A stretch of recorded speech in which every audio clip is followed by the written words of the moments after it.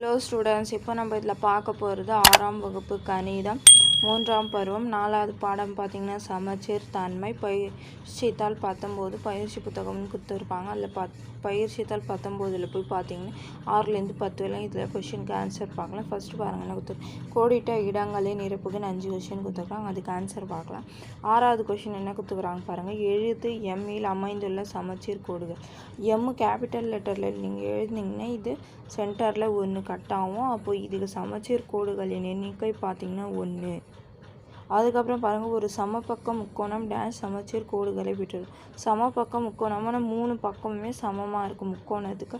அப்போது அது 3 பக்கமே சமமானால் அப்போது 3 பக்கம் இருக்கிறதுனால 3 சமச்சீர் கோடுகள் வரும் அதுக்கு. அப்போது இதுக்கு ஆன்சர் பார்த்திங்கன்னா 3ன்னு வரும்.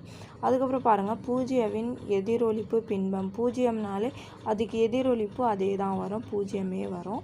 அதுக்கப்புறம் பாருங்கள், இது ஒரு சாய் சதுரமானது டேஷ் சுழல் சமச்சீர் வரிசையை பெற்றுள்ளது.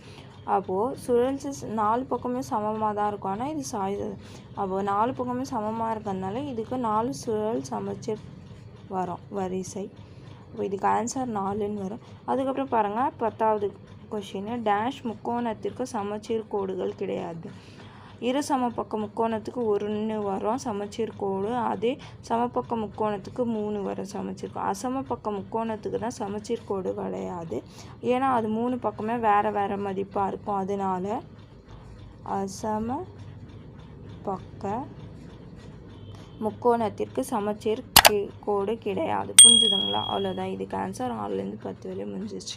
அடுத்த 5 கொஷின் நம்ம அடுத்த வீடியோவில் பார்க்கலாம்.